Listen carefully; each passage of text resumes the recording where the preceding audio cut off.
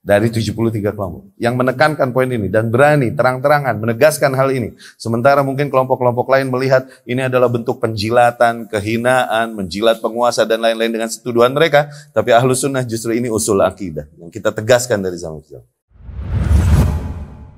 Assalamualaikum warahmatullahi wabarakatuh. Bismillahirrahmanirrahim. Walhamdulillahi wa qad kafa. Wassalatu wassalamu ala sayyidil mustafa wa ala alihi wa ashabihi wa man kanu bi atharihi muqtafa. Amma ba'd. Al-aslu ats-tsani. Pondasi yang kedua dari antara pondasi-pondasi besar Ahlus Sunnah atau kaidah-kaidah besar dari kaidah manhaj Ahlus Sunnah. Halaman 13. Kita bacakan dulu matanya. Qala hafizahullah. Syekh hafizahullah berkata, al-asl ats-tsani indahum min usulis salafiyyah, yang menjadi fondasi kedua yang diyakini oleh mereka, yakni para Ahlus Sunnah, yang merupakan di antara fondasi-fondasi beragama sesuai dengan metode salafus salih ini, adalah ta'zimu haqqi wulatil amri bis-sam'i wa ta'ati lahum bil haqq, yaitu pengagungan hak para penguasa, ya, dengan didengar dan ditaati pada mereka bil haqq, ya, dengan hak, pada perintah-perintah yang memang hak, yang sesuai dengan, yang tidak bertentangan dengan syariat. Wa fil haqq fa innahu bil haqq wa fil haqq. Bil haqq yakni didengar dan ditaati dengan cara yang benar. Fil haqq yakni pada poin-poin juga yang benar, yang tidak bertentangan dengan kaidah-kaidah syariat. Fa innahu la ta'ata li makhluqin fi ma'siyatil khaliq. Nah, sesungguhnya tidak ada ketaatan kepada makhluk dalam rangka maksiat kepada Khaliq. Min syi'aris salafiyyah as-sam'u wa ta'ah li wulatil amr. Maka di antara syiar metode salafisme ini, manhajus salaf di dalam beragama, adalah mendengar dan mentaati para penguasa. Fahum yu'linunaha sarihah. Para kaum salafiyun mengumumkan dan menegaskan kewajiban ini, bentuk akidah ini, wajibnya mendengar dan mentaati penguasa. Mereka menegaskan hal ini dan sarihah, menyampaikannya terang-terangan, menegaskan nilai ini, wajibnya nilai ini. Anna wulatal amr alladzina yuqimuna syar'allah wa ma aqamus salata lahum alaina sam'u wa ta'ah. Ya, bahwasanya para penguasa yang mendirikan syariat Allah, selama mereka masih mendirikan salat, maka mereka memiliki hak untuk hak ke atas kita untuk didengar dan ditaati. Nasma' lahum wa nuti' wa la nuti'uhum fi ma'siyah. Kita senantiasa mendengar dan mentaati mereka, dan tidaklah kita mentaati mereka di dalam perkara yang sifatnya maksiat. Lianna Rasulullah sallallahu alaihi wasallam yaqul, dikarenakan Rasulullah sallallahu alaihi wasallam bersabda, la ta'ata li makhluqin fi ma'siyatil khaliq. Tak ada ketaatan kepada makhluk dalam rangka maksiat kepada Khaliq. Innama nuti'uhum fima ya'muruna bihi. Adapun yang kita taati mereka, yakni para penguasa, pada perkara-perkara yang mereka perintahkan ke atas kita, mimma la yukhalifu kitab Allah wala sunnata Rasulillah sallallahu alaihi wasallam. Dari perkara-perkara yang tidak bertentangan dengan kitabullah, tidak juga dengan sunnah Rasul sallallahu alaihi wasallam. Fa inna ta'ata wulatil amri min ahammi wasayar Rasul sallallahu alaihi wasallam. Sesungguhnya, ya, nilai ini, yakni ketaatan kepada para penguasa, adalah di antara wasiat-wasiat inti, wasiat-wasiat yang paling penting di antara dari wasiat-wasiat yang disampaikan Rasulullah sallallahu alaihi wasallam. Faqad qala alaihi salatu wassalam, Rasulullah sallallahu alaihi wasallam telah bersabda fil hadis as-sabiq, di dalam hadis yang telah kita sebutkan, anil Irbad bin Sariyah radhiyallahu anhu, dengan sanadnya dari Irbad ibn Sariyah radhiyallahu anhu, lamma awsahum fi wasiyah muwaddi', ketika Rasul menyampaikan kepada mereka wasiat farewell, wasiat perpisahannya. Rasul bersabda, usikum bitaqwallah was-sam'i wat-ta'ah. Aku wasiati kalian untuk senantiasa menjaga ketakwaan kepada Allah dan untuk senantiasa mendengar dan mentaati. Wa in ta'ammar 'alaikum 'abdun habashi. Kalaupun yang berkuasa atas kalian adalah seorang budak dari golongan Habasyah. Wa qala sallallahu alaihi wasallam mu'azziman amra as-sam'i wat-ta'ah. Dan Rasulullah sallallahu alaihi wasallam bersabda menekankan betapa pentingnya perintah untuk mendengar dan mentaati li wulatil umur kepada para penguasa, wa muhadziran min mukhalafatiha, dan memperingatkan para kaum muslimin dari melanggar aturan ini dan menentang penguasa. Wa bi mukhalafatil jamaah, memperingatkan Rasul sallallahu alaihi wasallam juga memperingatkan kaum muslimin untuk menyelisihi al-jamaah, menyelisihi kesatuan. Qala man kharaja min at-ta'ah, Rasul sallallahu alaihi wasallam bersabda, man kharaja min at-ta'ah, barang siapa yang keluar dari ketaatan, yakni membangkang, wa faraqal jamaah, yang kemudian mengeluarkan diri dari kesatuan, yakni memberontak dari kesatuan yang ada, famat, maka ia mati, kemudian ia mati dalam keadaan itu, mata mitah jahiliyah, maka ia mati dalam keadaan sebagaimana matinya jahiliyah, yakni sebagaimana matinya orang-orang jahiliyah terdahulu. Wa qala sallallahu alaihi wasallam aidan, dan Rasulullah sallallahu alaihi wasallam pun bersabda fi hadzal ma'na, ya, masih di makna yang sama, man ata'al amira faqad ata'ani. Rasul bersabda, barang siapa yang mentaati penguasa, maka sungguh ia telah mentaatiku. Wa man 'asal amira faqad 'asani. Dan barang siapa yang memaksiati penguasanya, maka ia telah memaksiatiku. Wa qala sallallahu alaihi wasallam, dan Rasul pun sallallahu alaihi wasallam bersabda, kullu ummati yadkhuluna jannata illa man aba. Seluruh umatku kelak akan masuk syurga kecuali mereka yang memang enggan untuk masuk syurga. Qalu, para sahabat bertanya, wa may ya'ba ya Rasulullah? Siapa yang segan masuk surga ya Rasul? Siapa yang enggak mau masuk surga?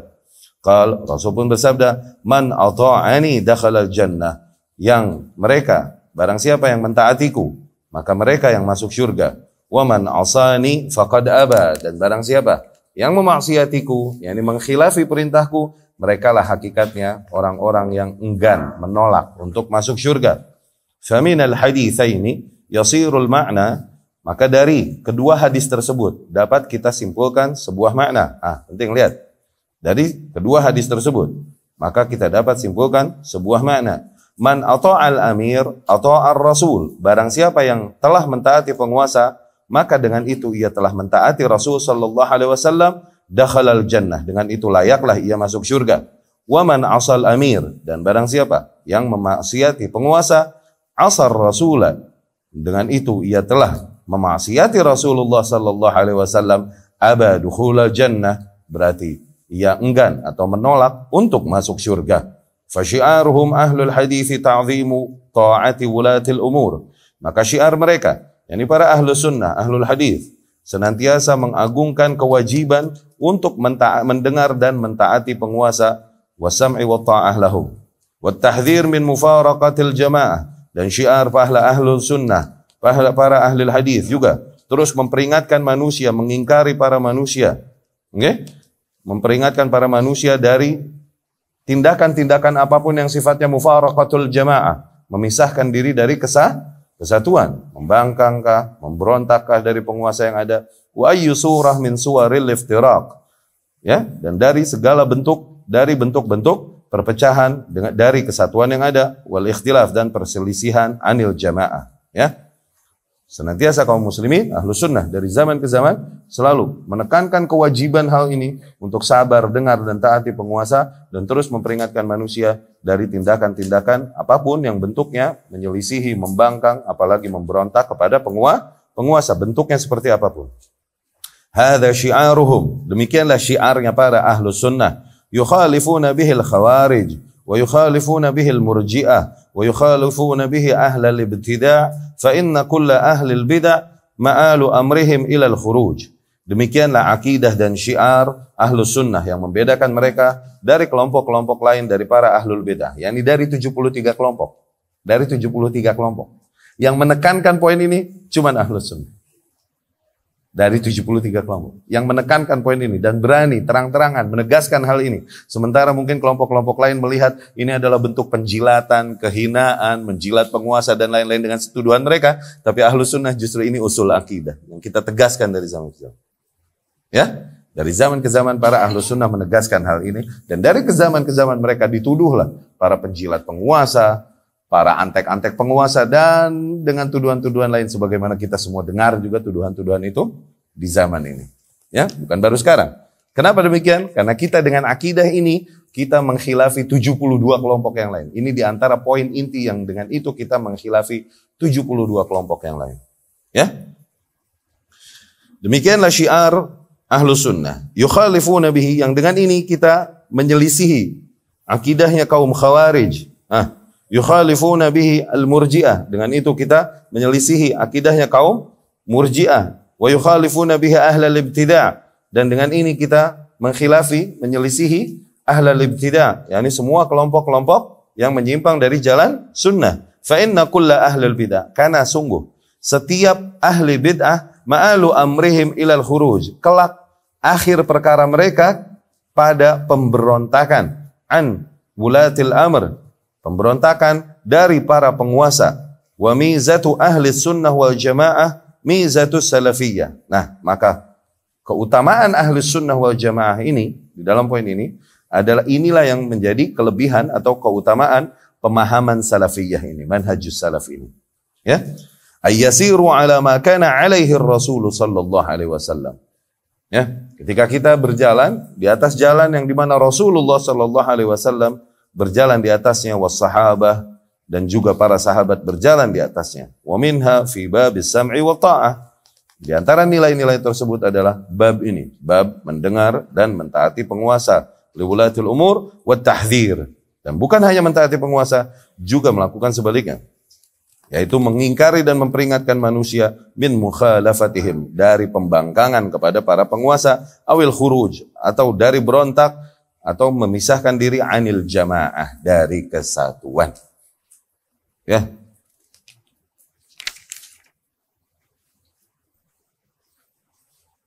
Ya. Jadi ikhwati rahimakumullah, ini adalah usul di antara usul besar akidah salafiyah, ya. Yang dimana dengan poin-poin usul demikian selalu kita katakan di pelajaran-pelajaran akidah kita, dengan itu kita membaca seseorang atau menghukumi seseorang. Apakah dia di atas jalan yang sama atau tidak dengan kita? Ya, lihat dari poin-poin usul ini. Adakah mereka berbeda dengan kita? Ketika seseorang mengucapkan sesuatu atau menyerukan kepada sesuatu yang berbeda dengan yang kita yakini di dalam bab-bab usul ini, maka itu jelas bahwa mereka tidak berada di atas jalan yang sama dengan kita berarti. Tuh. Ya, ketika seseorang ia menyerukan kepada poin yang sama, ya, dan mengatakan, mengucapkan juga poin-poin yang sama dengan yang menjadi usul akidah Ahlus Sunnah ini, maka ia berada di atas jalan yang sama dengan kita. Tuh, poin-poin demikianlah, dengan inilah kita menghukumi seseorang, dia keluarkah dari jamaah atau tidak, keluarkah dari dia keluarkah dari jalan yang lurus atau tidak, apakah dia menyimpang atau tidak. Poin inilah yang akhirnya membuat kita, membolehkan kita bahkan mengingkari mereka, bahkan menyebut kelompok mereka atau individunya atau namanya dan lain-lain. Poin ini, poin-poin usul. Ya, di antaranya poin usul tersebut yang paling inti adalah konsep mendengar dan mentaati penguasa. Ya, yang dengan itu seseorang ketika mesti menyebut namanya, menyebutkan keburukannya dan lain-lain, tidaklah jadi ghibah, namun menjadi nasihat bagi para kaum muslimin. Ya, agar para kaum muslimin berhati-hati dari keburukan yang diserukannya. Ya, dari pemahaman yang diserukan orang-orang tersebut. Tidaklah terhitung ghibah ketika kita membicarakan dan menyebutkan orang-orang demikian. Melainkan nasihat bagi kaum muslimin. Ya. Sekali lagi, jadi poin-poin usul akidah Ahlus Sunnah itu adalah poin-poin yang dengan itu seseorang terhitung apakah dia di atas jalan yang sama atau tidak dengan kita. Dilihat dari apa yang diyakininya, apa yang diucapkannya, apa yang diserukannya kepada manusia, ada nggak poin-poin yang bertentangan dengan konsep akidah Ahlus Sunnah? Kalau ada, misalnya dia menyuruh kepada pemberontakan penguasa, atau menyelisihi penguasa, atau mengingkari para penguasa dan lain-lain. Nah, itu diantara ciri bahwa mereka hakikatnya tidak berada di atas jalan yang sama dengan kita. Kalaupun seringkali sama seragamnya sama kita dan tampang zahirnya sama kita. Ya, ini diantara wasiat-wasiat besar Rasulullah Sallallahu Alaihi Wasallam yang menjadi usul akidah Ahlus Sunnah. Poin mendengar dan mentaati penguasa. Oke? Yang dengan ini kita berbeda dengan 72 kelompok yang lain. Ini diantara poin inti yang membedakan kita dengan 72 kelompok yang lain. 72 kelompok tersebut mereka akan memandang bolehnya atau bahkan wajibnya berontak atau mengingkari penguasa ketika tidak sesuai dengan ide-ide yang mereka syiarkan dan lain-lain. Ya, adapun ahli sunnah tidak demikian. Bahkan lebih jauh lagi. Justru kemuliaan adalah ketika kita memandang kompak dan taat kepada penguasa. Kemuliaan itu di situ. Itu nilai kemuliaan. Berbeda dengan pola pikir ahlul jahiliyah, ahlul kufur. Okay? Mereka punya pandangan yang terbalik. Buat mereka, kemuliaan noble adalah ketika seseorang berani menentang penguasa. Itu kemuliaan pada mereka. Lihat di Masail Jahiliyah, Al-Imam Muhammad bin Abdul Wahhab. Di antara poin-poin, yang Rasulullah Sallallahu Alaihi Wasallam datang kepada para manusia, ya, dan kemudian mengkhilafi akidah, poin-poin akidah yang ada pada para manusia adalah poin ini, di mana Islam datang dengan nilai memuliakan nilai mendengar dan mentaati, tunduk dan patuh kepada penguasa. Islam memuliakan nilai tersebut. Berbeda dengan ahlul syirk, ahlul jahiliyah, ahlul kufur. Justru buat mereka itu adalah kehinaan. Tunduk dan patuh kepada penguasa adalah kerendahan dan aib buat mereka. Kenapa? Buat mereka yang mulia dan agung adalah ketika seseorang resist sama penguasanya, melawan. Dan demikianlah memang konsep dan mindset para kaum kufar sampai zaman sekarang. Lihatlah film-film mereka. Yang menjadi hero adalah orang-orang atau kelompok-kelompok yang melakukan resistance, kan? Yang melakukan pemberontakan kepada rezim yang ada. Ini yang selalu diangkat menjadi pahlawan, dan ini yang didogmakan kepada para penonton supaya mereka mindsetnya terarahkan seperti mereka. Aib buat mereka mendengar, mentaati, sabar kepada kezaliman penguasa itu adalah aib untuk mereka. Akidah kita justru sebaliknya. Akidah Ahlus Sunnah justru sebaliknya. Sabar. Dalam banyak hadis disebutkan detail teknisnya. Oke, kalaupun penguasa tersebut zalim, kalaupun dirampas hartamu, kalaupun dicambuk punggungmu, dengar dan taati. Ya. Nah, poin ini ikhwati rahimakumullah. Inti dari kaidah ini adalah di mana mendengar dan mentaati kepada Allah Subhanahu wa taala dan Rasulnya sallallahu alaihi wasallam mutlak. Oke, ketaatan kepada Allah dan Rasulnya sallallahu alaihi wasallam mutlak. Mutlaknya ini absolut. Mutlak udah, wajib. Oke? Adapun perintah-perintah mendengar dan mentaati kepada hal lain selain Allah dan Rasulnya, maka muqayyad, terikat, nggak mutlak. Terikat dengan syarat. Syaratnya adalah apabila perintah yang disampaikan tidak bertentangan dengan perintah yang datang dari Allah dan Rasul sallallahu alaihi wasallam. Ya. Diperintahkan anak-anak taat kepada orang tua, diperintahkan istri taat kepada suaminya, diperintahkan rakyat taat kepada penguasanya. Tuh, diperintahkan umat untuk ikut arahan para ahli ilmu yang ada pada mereka. Semuanya, tuh perintah taat demikian itu terikat, nggak mutlak. Karena mentaati makhluk sifatnya, mentaati makhluk itu muqayyad. Apabila perintah yang disampaikan tidak bertentangan dengan apa yang datang dari Allah Subhanahu wa taala dengan kitabullah dan sunnah Rasul sallallahu alaihi wasallam. Ya. Namun, tidaklah maknanya juga ketika kita melihat adanya poin-poin yang bertentangan dengan apa yang diperintahkan makhluk tersebut yang kita diperintahkan untuk mentaatinya dan mengagungkannya, tidaklah maknanya ketika kita melihat adanya kekurangan, adanya poin-poin yang diperintahkan ternyata bertentangan dengan kitabullah dan sunnah Rasul sallallahu alaihi wasallam. Tidak juga maknanya kita membatalkan semua bentuk ketaatan dan pengagungan kita. Ya, tetap kita taati dan agungkan secara umum. Tapi poin itu yang tidak bertentangan, yang bertentangan dengan kitabullah dan sunnah Rasul sallallahu alaihi wasallam, di poin itu jangan kita taati. Ya, sebagaimana kepada para orang tua. Ketika memerintahkan kita mungkin dengan perintah-perintah yang sifatnya bertentangan dengan kitabullah dan sunnah Rasulullah sallallahu alaihi wasallam. Oke? Dalam poin-poin demikian, maka tidak kita taati. Tapi bukan maknanya. Dengan itu kita boleh mengingkarinya, berteriak kepadanya, kemudian membicarakannya dan menggunjingnya kepada khalayak ramai tentang keburukan orang tua kita dan lain-lain. Enggak begitu maknanya kan? Tetap kita diperintahkan untuk mengagungkan dan menjaga kehormatan orang tua. Kalaupun yang diperintahkan oleh orang tua kita adalah sebesar-besarnya dosa, kesyirikan. Ya? Sa'ad bin Abi Waqqas radhiyallahu anhu. Ini di antara kabar yang kami dapatkan, yang pernah kami pelajari. Sa'ad bin Abi Waqqas radhiyallahu anhu mentaati ibunya luar biasa, baran bi ummi, terkenal berbakti kepada orang tuanya. Tapi Sa'ad bin Abi Waqqas kemudian tersentuh hidayah dan beriman kepada Rasulullah sallallahu alaihi wasallam. Uminya ini enggak terima. Dan uminya terus memaksanya untuk meninggalkan agama Muhammad sallallahu alaihi wasallam untuk kembali murtad dan kembali ke agama tradisional mereka. Sa'ad pun enggak mentaatinya, enggak mau mentaatinya. Uminya terus berkeras memaksa Sa'ad untuk meninggalkan agamanya dan kembali ke agama tradisionalnya. Meninggalkan agama Muhammad sallallahu alaihi wasallam. Sa'ad pun bertahan dan enggak mau mentaati perintah orang tuanya. Benar enggak Sa'ad? Sampai situ benar enggak? Benar kan radhiyallahu anhu. Zain. Uminya demo. Mogok makan, mogok minum. Enggak mau makan, enggak mau minum.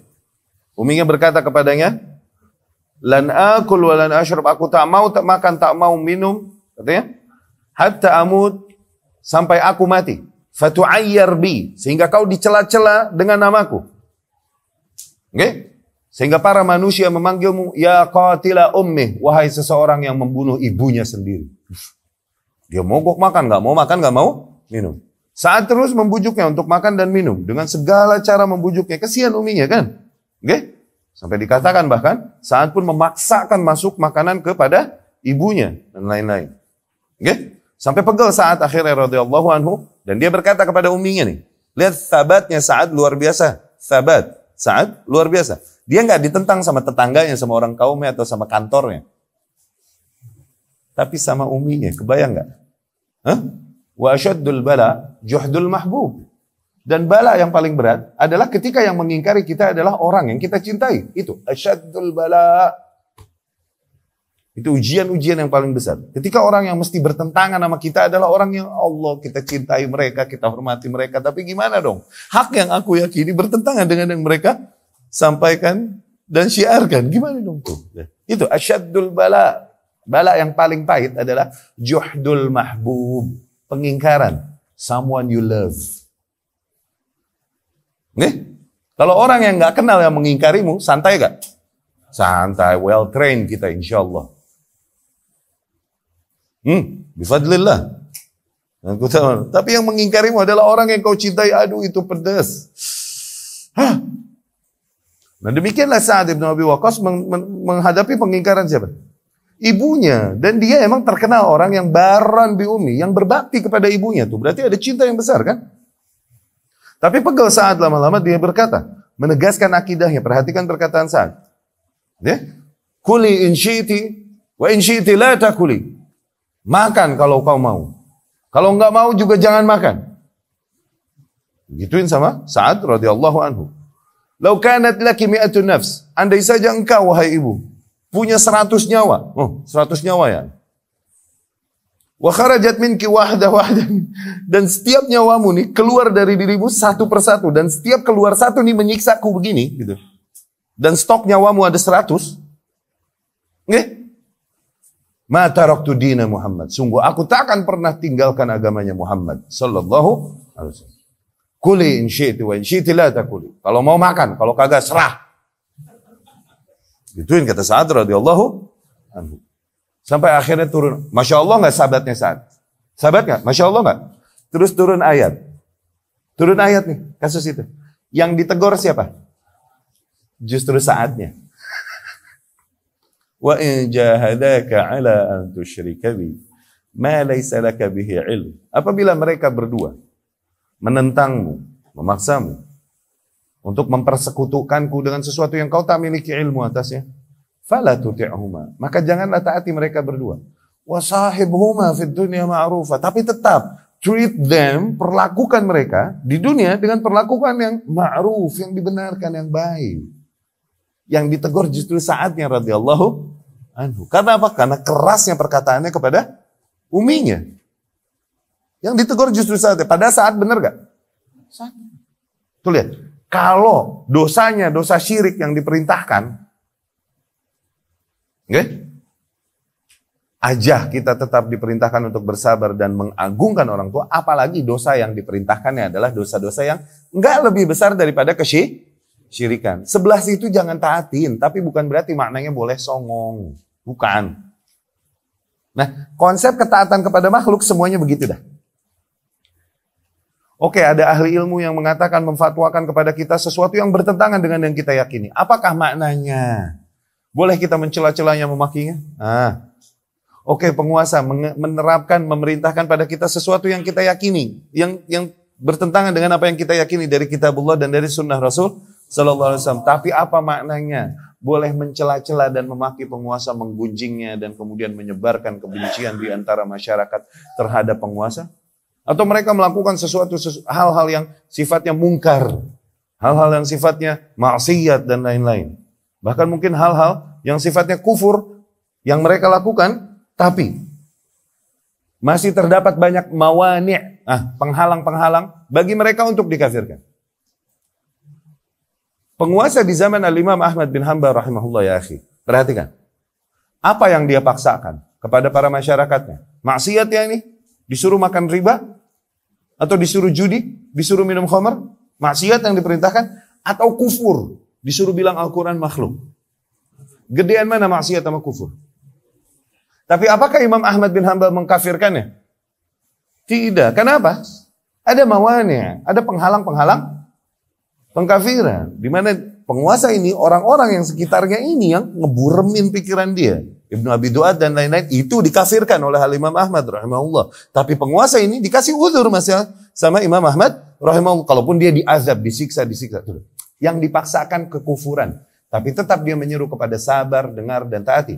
Dan ketika para fuqaha, ahli fikih Baghdad mengajaknya, menyerunya untuk bergerak melawan dan menggulingkan penguasa, ia tetap mengingkarinya dan mengatakan ad-dima. Awas, darah. Kenapa? Keburukan jauh lebih besar dengan kita memberontak dan melawan. Dapat difahami itu ya? Oke lah, kita melihat ada beberapa perintah yang diperintahkan, ketetapan yang ditetapkan oleh para penguasa bertentangan dengan syariat, bertentangan dengan kitabullah dan sunnah Rasul sallallahu alaihi wasallam. Entah berangkat dari ketidaktahuannya atau berangkat dari keterpaksaannya di luar kuasanya. Yani tidaklah seseorang sampai kepada tampuk kuasa kemudian punya kuasa mutlak dan merubah langsung seluruh undang-undang negara menjadi Quran dan hadis. Bisa gak? Nggak bisa, di demo juga sama lo. Demo juga akhirnya, digulingin juga sama aja. Kalaupun mau gitu, penguasa mau merubah gitu. Ini hukum negara dirubah jadi Quran dan hadis. Oke? Sumber-sumbernya gitu, sumber-sumber berhukum negara ini dirubah semuanya jadi Quran dan hadis. Ya salam. Oke? Bangsa ada yang demoin nggak? Masa nggak ada? Negeri yang dimana demo menjadi hobi. Masa nggak ada yang demoin? Dan mereka pun nggak tahu mau pakai Quran hadis, mau pakai syariat, mereka juga nggak kenal. Jadi banyak uzur untuk para penguasa dari ketetapan-ketetapan yang mereka tetapkan ternyata bertentangan dengan syariat. Atau lebih jauh dari itu. Emang kemungkaran dan kezoliman yang mereka lakukan fix, pure, kemungkaran dan kezoliman. Katakan memang. Sabar, dengar, taati, penuhi hak-hak mereka.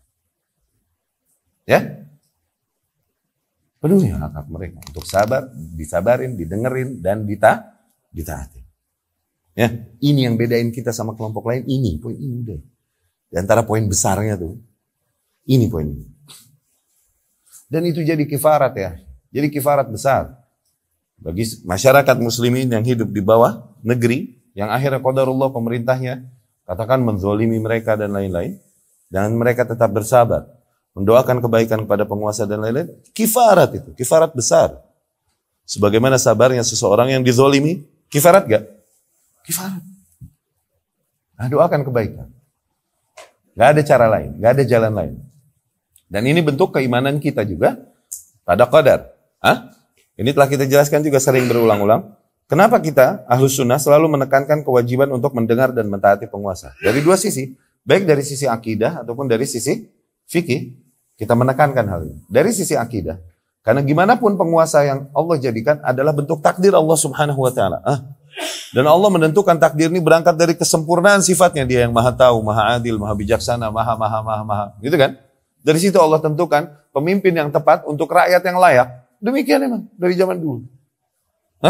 Allah jadikan seekor singa bagi pemimpin gerombolan singa. Seekor tikus bagi pemimpin gerombolan singa, nggak mantas. Pemimpin gerombolan tikus. Selalu demikian Allah Subhanahu wa taala jadikan berangkat dari keadilan. Allah janjikan hal itu, wa kadzalika nuwalli ba'dadz zalimina ba'dan bima kanu yaksibun. Demikianlah kami berikan kuasa pada sebagian kaum zalimin atas kaum zalimin yang lain berangkat dari kezaliman yang mereka usahakan. Allah Maha Adil. Dari situ muncul pemimpin-pemimpin terbaik sebagaimana Abu Bakar, Umar radhiyallahu anhum ajmain dan lain-lain, berangkat dari rakyat yang memang memiliki kesadaran yang baik, rakyat-rakyat terbaik, didikan Rasulullah sallallahu alaihi wasallam. Pantas lah munculnya kayak Abu Bakar, kayak Umar. Muka lu, muka gue. Mau kayak Abu Bakar yang mimpin kagak mantas, bro. Udah. Bangun, enggak usah ngigo. Ya? Bangun, enggak usah ngigo. Allah Maha Adil. Ya? Dan sebagaimana qadar, apa-apa yang Allah takdirkan. Apakah seorang yang beriman dengan baik akan mencela-cela apa yang ditakdirkan kepadanya ketika tak sesuai dengan seleranya? Nasib miskin, udah miskin sakit-sakitan mulu. Boleh nggak nih orang beriman cela-cela nasibnya? Nasib gua begini amat ya. Mana melarat, mana sakit nggak kelar-kelar. Boleh nggak orang beriman ngomong gitu? Kufur nggak mencela takdir? Penguasa? Mencela takdir. Dan kemudian nggak ada perbaikan. Dengan mencela-celanya, apakah mungkin Allah Subhanahu wa taala memberikan perbaikan kepada penguasa kita? Nggak mungkin. Yang ada malah Allah hukum kita dengan kondisi penguasa yang lebih buruk. Kenapa? Karena kita mencela-cela apa yang Allah takdirkan. Dijadikan penguasa semakin buruk. Kenapa? Karena kita mencela-cela qadar Allah Subhanahu wa taala yang merupakan keadilan Allah Subhanahu wa taala. Iya kan? Coba kalau kita sabar dan doakan. Ada kemungkinan nggak? Doakan kebaikan, doakan petunjuk, doakan bimbingan kepada penguasa. Ada kemungkinan nggak Allah mendengar doa kita? Nabi ada kemungkinan toh. Kalau kita mencela-cela penguasa, dosa atau pahala yang kita dapat? Dosa. Kalau kita doakan sabar, doakan kebaikan bangsa, dosa apa pahala yang kita dapat? Nah, terus kenapa masih ada orang berakal sehat mengambil langkah lain selain langkah yang diajarkan oleh Ahlus Sunnah? Kalau akalnya masih sehat. Kalau dia tahu mana yang baik untuk dirinya, mana yang menyelamatkannya di akhirat, dan mana yang mencelakakannya. Ya? Namun ya, di setiap zaman Ahlus Sunnah akan dicela dengan celaan-celaan yang didapatkan Ahlus Sunnah pada masa ini. Penjilat, antek-antek penguasa, penjilat penguasa, ya salam. Karena kita mengingkari pemberontakan, mengingkari penyelisihan kepada para penguasa, selalu begitu kan? Iya kan? Salam. Bismillah komisaris. Dibayar berapa lo? Astagfirullah. Suruh mampir ke sini, suruh mampir. Lihat kondisi rumah, jangan rumah gue deh, nggak usah. Lihat kondisi yayasan kita, lihat juta kita. Kalau iya benar. Lihat kondisi kita di sini. Tapi itu bukan baru kita, dari zaman dulu dicelanya demikian. Dan itu kebanggaan buat kita ketika kita dicela dengan celaan-celaan yang sama yang didapatkan oleh para Ahlus Sunnah dari zaman ke zaman. Ini adalah hal yang membuat kita semakin yakin bahwa kita insya Allah on the right path. Kita di atas jalan yang hak. Di antara tanda-tanda bagaimana kita meyakini bahwa kita di atas hak, lihat apakah kita menghadapi pola ujian yang sama dengan pola ujian yang menimpa para ahlul haq terdahulu. Polanya. Pastilah ujian kita lebih ringan sekarang. Tapi patternnya, polanya sama. Ya. Itu dari sisi akidah. Dan dari sisi fikih. Fikih ini selalu pertimbangannya kan. Menghindari madarat dan mengejar maslahat untuk manusia, untuk para manusia, terutama kaum muslimin. Tidaklah ada pemberontakan kepada penguasa, pengingkaran penguasa akan membawakan perbaikan dan kebaikan kepada manusia, nggak pernah ada. Ini bertentangan sama sunnatullah. Kecuali ente hidup di alam lain, bukan di alam semesta yang Allah bikin gitu loh. Ente mau bikin peraturan begitu, terserah, tapi nggak ada. Selama masih berada di alam semestanya Allah, hukum alamnya adalah ma kharajat qaumun qattu, tidaklah sebuah kaum berontak kepada penguasa yang ada, illa wa kana haluhum ba'da khurujihim, kecuali pasti kondisi mereka setelah mereka berontak aswa min halihim qabla khurujihim. Pasti lebih buruk daripada kondisi mereka sebelum berontak. Kondisi mereka setelah berontak pasti lebih buruk daripada kondisi mereka sebelum berontak. Darbatan lazim. Itu udah pasti, udah begitu. Lam yatakhallaf an dzalik. Enggak ada yang bisa lolos dari hal tersebut, dari nilai itu. Selama masih ada di kaun, di alam semestanya Allah Subhanahu wa ta'ala. Dari situ syariat, kitabullah, sunnah Rasulnya sallallahu alaihi wasallam mengarahkan para kaum muslimin untuk mendengar dan mentaatikan apa kebaikan ada di situ. Justru kerusakan ada dengan cara yang sebaliknya. Ya, nggak usah lihat negeri-negeri lain. Ini kita lihat Irak, kita lihat Suriah, lihat negeri-negeri kaum muslimin yang berontak kepada penguasanya. Kondisinya lebih buruk sekarang. Nggak usah lihat negeri lain, lihat negeri kita. Ya? Lihat kekuatan ekonomi, wibawa negara, dan lain-lain. Setelah kita menjatuhkan rezim yang dulu katanya, rezim yang kaf, nun. KKN. Oke? KKN, kaf, nun. Kita jatuhkan. Apakah terus terjadi lebih mending sekarang? Enggak, justru lebih merata akhirnya. Korupsi dan lain-lain. Ya dulu korupsi, ya. Terjadi. Iya, yang berkuasa manusia kok. Bukan malaikat. Manusia terus muncul dari rakyat yang begitu juga. Allah Maha Adil kan. At least dulu, kalaupun terjadi korupsi, korupsinya tersentralisasi. Oh, di kelompok itu. Sekarang semua lini korupsi. Dan udah gak malu lagi. Dulu masih korupsi, iya, tapi di bawah meja, at least kan di bawah meja. Sekarang meja-mejanya dikorupsi, bro. Lihat harta negara yang dikorup setelah yang katanya reformasi, lihat, jauh lebih besar daripada harta negara yang dikorup 30 tahun kekuasaan rezim yang dulu.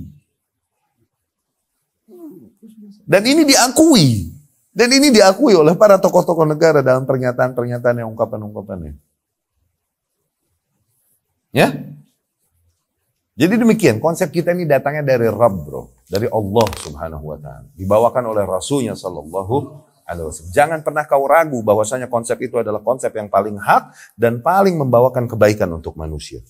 Jangan pernah sedikit pun kau ragu, kalaupun kau mesti bersendirian meyakini hal itu, sementara para manusia mengingkarimu dan menentangmu. Jangan kau ragu sama sekali.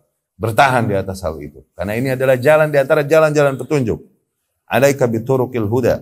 Kau wajib untuk mengikuti jalan-jalan petunjuk. Wala tastawhish min qillatis salikin. Dan janganlah kau berkecil hati karena sedikitnya manusia yang menempuh jalan itu. Wa iyyaka wa turuqad dalalah. Dan jauhilah olehmu jalan-jalan yang membawakan kepada kesesatan. Wala yaghurrannaka kathratul halikin. Dan janganlah kau terlena, terpesona dengan banyaknya manusia yang mengikuti jalan-jalan kesesatan tersebut. Sesungguhnya mereka halikin, celaka. Ya, begitu. Mendengar dan mentaati penguasa, ya. Mendengar dan mentaati pada hal yang ma'ruf, ya, pada hal yang tidak bertentangan dengan kitabullah dan sunnah Rasul. Katakan, ada poin-poin yang bertentangan dengan kitabullah dan sunnah Rasul sallallahu alaihi wasallam. Apakah boleh maknanya kita frontal mengingkarinya di khalayak umum dan kemudian membatalkan ketaatan kepada para penguasa dan mengatakan bahwa penguasa kita ini maling, penguasa kita ini semuanya maling, semuanya kadzab, semuanya pendusta dan lain-lain. Lah. Ini bukan da'bu ahli sunnah, bukan gaya dan kebiasaan ahlus sunnah dari zaman ke zaman. Sabar, doakan kebaikan untuk mereka. Ya. Dan mengingkari pemberontakan, mengingkari penyelisihan kepada penguasa. Juga ini bukanlah hal yang sifatnya menjilat penguasa. Lah, ini akidah. Kita tetap terapkan nilai ini baik mau dirangkul ataupun tidak oleh pemerintah, oleh aparat. Ini emang akidah kita.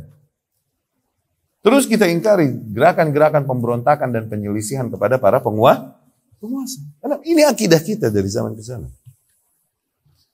Ya? Itu bukanlah bentuk menjilat dan lain-lain. Kalaupun mereka menuduhkan demikian. Ini bukanlah bentuk menjilat. Ini bentuk menegaskan yang hak yang seharusnya sebagaimana datangnya dari Allah dibawakan Rasulnya Sallallahu Alaihi Wasallam. Kita mengingkari mereka yang mencela-cela penguasa. Ya, kita mengingkari mereka. Karena apa? Karena berangkat dari cinta kita pada mereka. Mereka ini nggak tahu bahwa dengan begitu mereka mendapatkan dosa. Dengan begitu mereka mendapatkan hukuman dari Allah Subhanahu Wa Taala. Di Abu Bakrah radhiyallahu anhu, satu hari lagi di mimbarnya Ibnu Amir. Ibnu Amir ini gubernur di antara gubernur-gubernur yang ada. Waktu itu lagi berkhutbah Ibnu Amir dan dia pakai baju yang tipis. Baju yang tipis. Oke, baju tipis. Nah dulu kalau orang pakai bajunya tipis, ini bajunya fasik. Baju preman. Ini begitu. Akhirnya ada di situ seorang dari alay-alay Khawarij. Oke? Namanya Abu Bilal.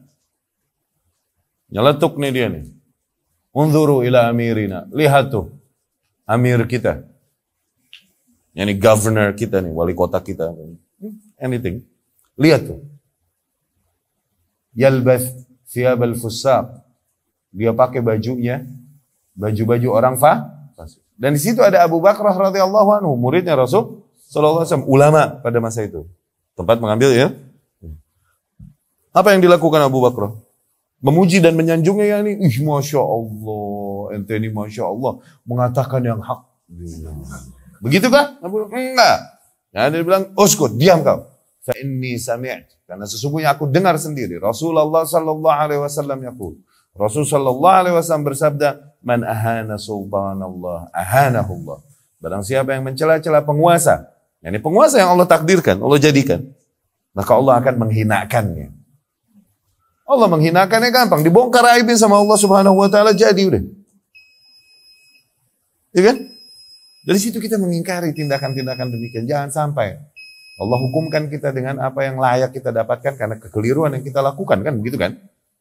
Kita ingkari tindakan-tindakan demikian. Celaan, makian kepada penguasa baik di secara verbal. Okay? Atau gerakan fisik turun ke jalan mengingkari penguasa. Terus kita ingkari. Apalah lagi mereka yang melakukan itu atas nama agama.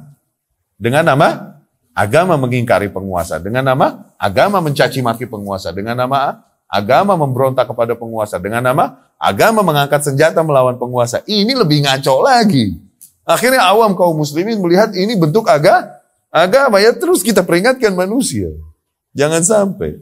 Justru agama jauh dari apa yang mereka syiarkan dan mereka praktekkan. Ajaran agama jauh dari apa yang mereka dakwahkan. Ya, agama yang hak. Agama sebagaimana datang dibawakannya oleh Rasulullah Sallallahu Alaihi Wasallam. Agama yang murni. Itu bertentangan dengan apa yang mereka syiarkan. Iyalah kita ingkari, wajib. Jangan sampai manusia tertipu. Dikira itu bentuk agama yang mendekatkan diri kepada Allah Subhanahu Wa Taala, padahal sesuatu yang mencelakakannya kelak. Ma'adzallah. Ya kan? Jadi ikhwati rahimakumullah, demikianlah di antara keistimewaan Ahlus Sunnah, sesuatu yang membedakannya dengan kelompok-kelompok kaum muslimin yang lain. Jadi usul, inti pondasinya, ya. Pondasi beragamanya di antaranya adalah nilai mendengar dan mentaati penguasa. Ya.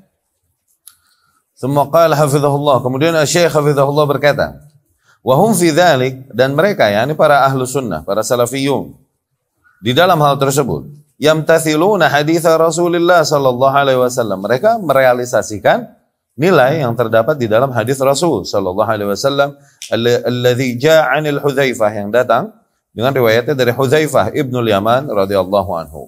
Beliau berkata, ya, Hudzaifah ibnul Yaman adalah sahabat di antara para sahabat radhiyallahu anhum yang menjadi spesialis hadis-hadis fitnah. Oke? Hadis-hadis fitnah yang kelak akan terjadi dan lain-lain. Keburukan-keburukan yang akan terjadi di umat Muhammad sallallahu alaihi wasallam. Banyak Hudzaifah menanyakannya duluan kepada Rasulullah Sallallahu Alaihi Wasallam. Seringkali bahkan Rasul berkata, aku sudah duga, tak akan menanyakan hal ini seorang pun sebelum engkau, wahai Hudzaifah. Tuh, sering begitu. Kenapa? Kebiasaan Hudzaifah demikian. Dan beliau radhiyallahu anhu menceritakan, dan dia adalah orang yang amin, yang terpercaya. Bahkan Rasul menyimpan rahasianya padanya. Dia yang dititipkan nama-nama kaum munafikin oleh Rasulullah Sallallahu Alaihi Wasallam. Ya, Rasul tahu, Hudzaifah tahu tuh nama-nama kaum munafikin yang enggak diketahui umumnya manusia, disampaikan pada Hudzaifah radhiyallahu anhu. Sehingga Umar radhiyallahu anhu, demikianlah para sahabat saking takutnya dari kemunafikan, bahkan Umar yastahlif, dia minta sumpah dengan nama Allah. Astahlifuka billah kepada Hudzaifah radhiyallahu anhu. Asammani, apakah Rasul menyebutkan aku, namaku? Yani di antara para kaum munafik. Umar nih imannya kayak gimana? Thayyib. Tapi tetap dia takut terkena sifat nifak. Hah? Apa ceritanya kita? Terus kita pede lagi dari sifat nifak. Astagfirullah. Paham gak? Umar, yang syaitan lari darinya. Syaitan lari nih dari Umar radhiyallahu anhu, masih takut terkena sifat nifak. Sampai yastahlif Hudzaifah. Sampai minta sumpahnya Hudzaifah. Astahlifuka billah. Aku angkat sumpahmu atas nama Allah. Rasul menyebut namaku gak? Hudzaifah bilang enggak lah. Begitu. Hudzaifah berkata radhiyallahu anhu, kana an-nasu yas'aluna Rasulullah sallallahu alaihi wasallam 'anil khair. Para manusia biasanya bertanya kepada Rasulullah sallallahu alaihi wasallam tentang perkara-perkara yang khair, yang ajib-ajib nanti yang akan didapatkan. Nggih? Wa adapun aku, kuntu as'aluhu 'anil syarr. Aku biasa justru menanyai Rasul sallallahu alaihi wasallam tentang hal-hal yang buruk yang akan terjadi nanti. Bukan apa-apa. Makhafata ayyudrikani. Karena aku takut keburukan itu nanti akan menimpa aku. Jadi aku tanya dulu kelus kepada Rasul sallallahu alaihi wasallam. Nah, di antaranya adalah hal ini, hadis ini, ya. Nah, kita lihat hadisnya sedikit panjang. Hudzaifah ibn Yaman radhiyallahu anhu berkata, "Ataitu ila Rasulillah sallallahu alaihi wasallam." Aku mendatangi Rasulullah sallallahu alaihi wasallam.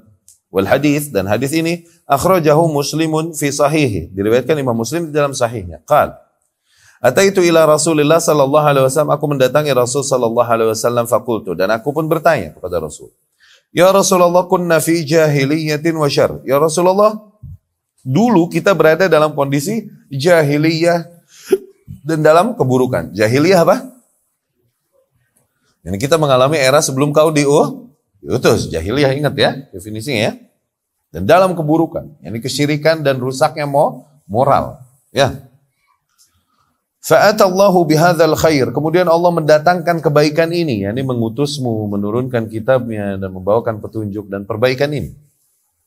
Fahal ba'da hadzal khair. Apakah ya Rasulullah, setelah semua kondisi baik ini, setelah kebaikan ini, syarr akan kembali datang keburukan nanti?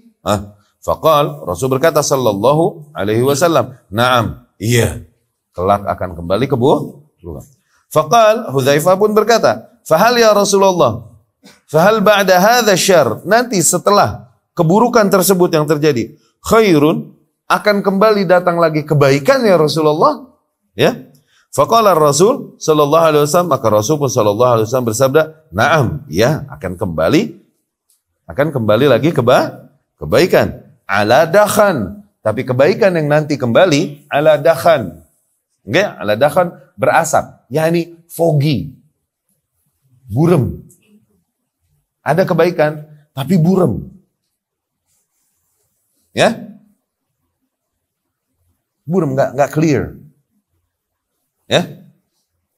Qal, wa ma dakhanuhu ya Rasulullah? Apa itu yang menjadi asapnya, yang mengaburkannya? Jadi berarti kebaikan tadinya adalah sesuatu yang terang dan jelas, tapi nanti jadi burem. Kondisi yang ada nanti burem.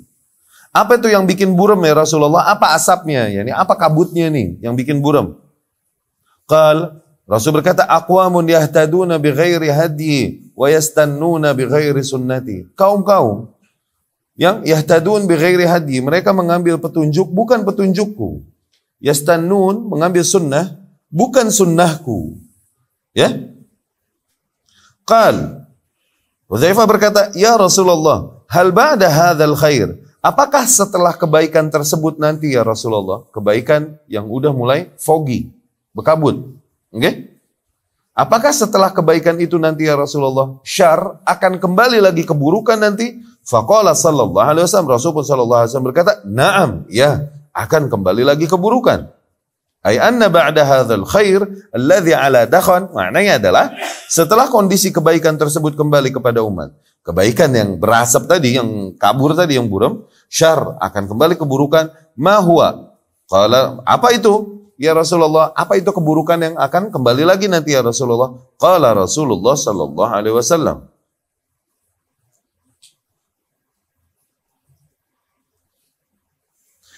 ma huwa hadha syarr? Apa keburukan tersebut yang kelak akan kembali ya Rasulullah? Qal, Rasul pun bersabda sallallahu alaihi wasallam, aqwamun, para kaum, yalbisuna linnas juludad dha'n, yang mereka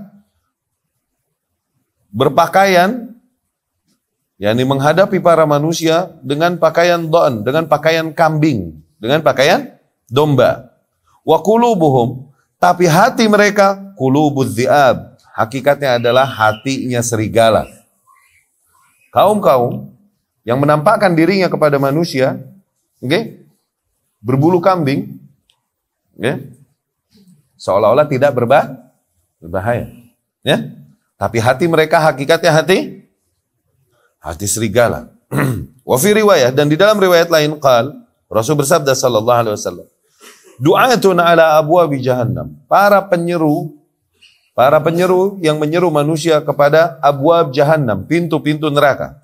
Man tabi'ahum, maka barang siapa yang mengikuti mereka, qadhafuhu fiha, dengan itu mereka akan memasukkannya ke dalam neraka. Qala ya Rasulullah, Muaz pun kembali bertanya, ya Rasulullah, sifhum lana, sebutkan bagi kita sifat-sifat mereka, yakni para dai ke pintu neraka tadi, sebutin sifat-sifatnya bagi kami ya Rasulullah. Qal, Rasul berkata sallallahu alaihi wasallam, hum min bani jildatina, mereka masih bani jildatina, rasnya sama sama kita, rasnya sama sama kita. Wa yatakallamuna bi alsinatina, bahkan mereka berbicara dengan lidah kita, bahasa Arab. Okay? Qal, Hudzaifah berkata, ya Rasulullah, wahai Rasulullah, wa ma tusini yauma idzin, apa yang kau wasiatkan padaku ya Rasulullah pada hari tersebut, yakni apabila aku mengalami masa tersebut, apa yang harus aku lakukan? Qal, Rasul berkata, ilzam jama'atal muslimina wa imamahum, bertahanlah bersama kesatuan kaum muslimin dan imam mereka, dan penguasa yang ada pada mereka, pemimpin yang ada pada mereka.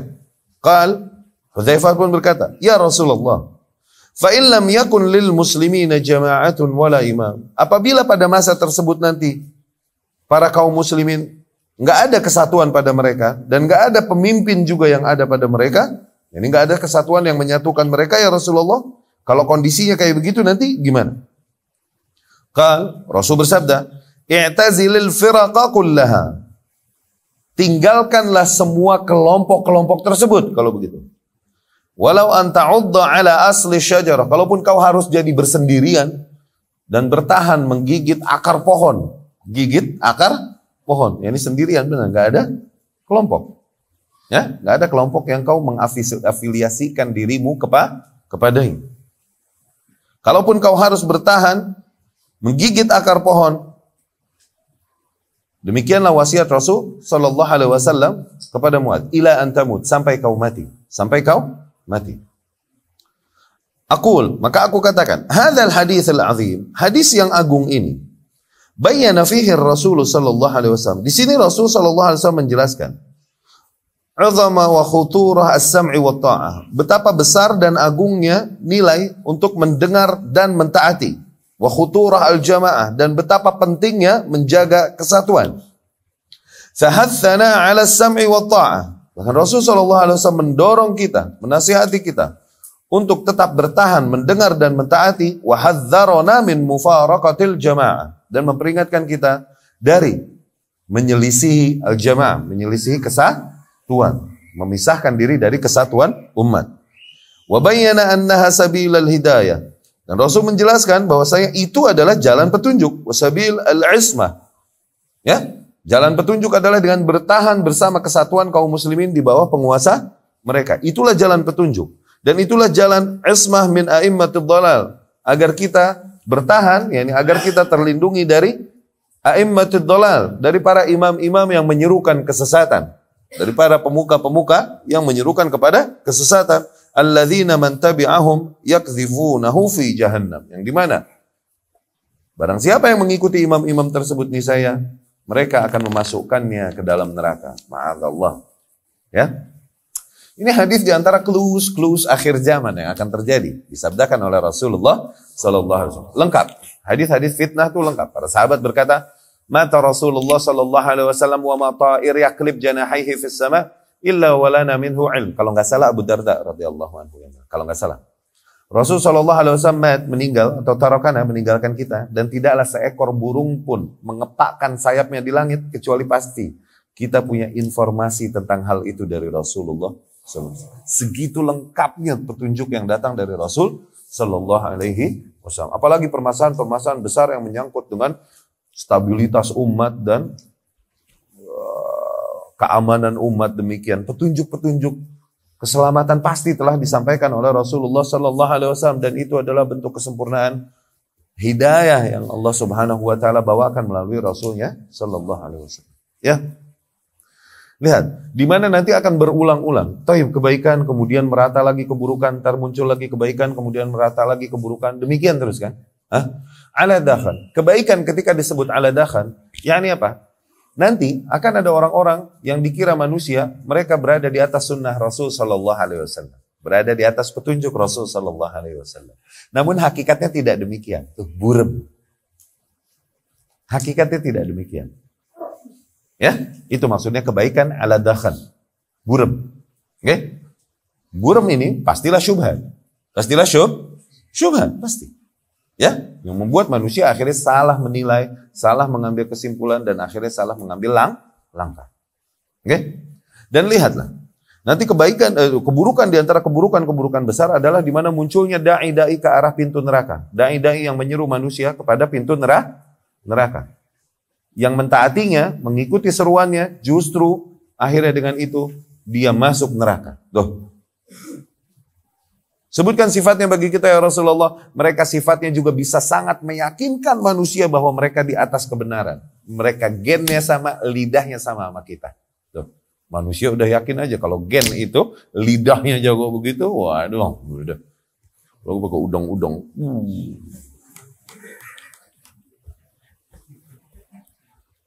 Gennya gen kita. Lidahnya lidah kita. Jago, meyakinkan manusia. Dengan hujah-hujah yang datang dari Al-Quran atau hadis Rasul sallallahu alaihi wasallam. Itu kebaikan ala dakhan. Ya? Nih, plus lagi. Ikhwah, kita bisa tahu penyakit dengan mengenal obatnya. Selalu begitu kan? Kita bisa tahu penyakit dengan mengenal obatnya. Ingat di hadis wada. Di hadis farewell. Di hadis perpisahan. Oke? Innahu may ya'ish minkum ba'di fasayara ikhtilafan katsiran. Kalian yang hidup sepeninggalku kelak akan melihat banyak yang terjadi perselisihan. Alaikum bisunnati. Maka kalian harus berpegang teguh kepada sunnahku dan sunnah para khulafa'ur rasyidin al-mahdiyyin min ba'di. Addu 'alaiha bin nawajid. Wa iyyakum wa muhdatsatil umur. Dan jauhilah oleh kalian perkara-perkara muhdatsah. Sesungguhnya setiap muhdatsah tersebut bid'ah, setiap bid'ah di neraka. Kalian nanti yang hidup sepeninggalku akan melihat banyaknya terjadi perselisihan, perpecahan. Nih problem yang akan terjadi nanti. Oke? Rasul langsung sampaikan solusinya. Solusinya apa? Bertahan, pegang sunnahku dan sunnah para salafus saleh, terutama para khulafa rasyidin. Manhaj ini, pegang manhaj ini. Kalau solusinya sunnah, berarti penyakit yang akan terjadi apa? Yang membuat nanti kalian terpecah dan banyak perselisihan adalah bid'ah. Tuh. Faham? Zain? Nah di hadis ini, hadisnya Hudzaifah radhiyallahu anhu. Okay?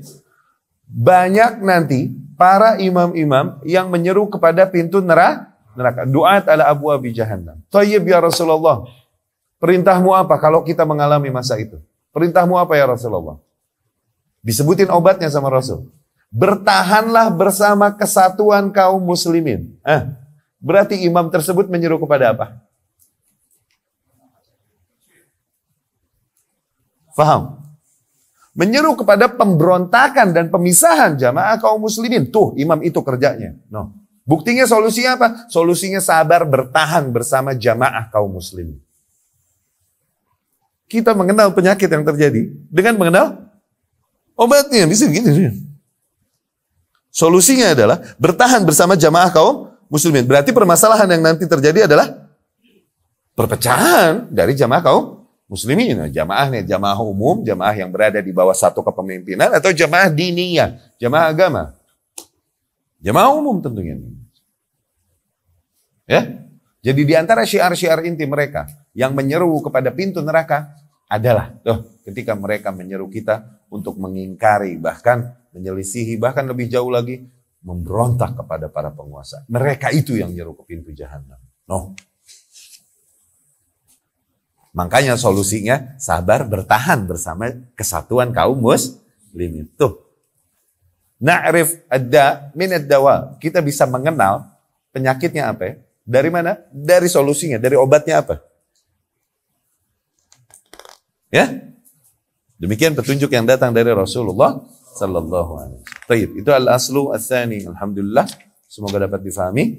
Ya, aku qouli hadza wa astaghfirullah li wa lakum.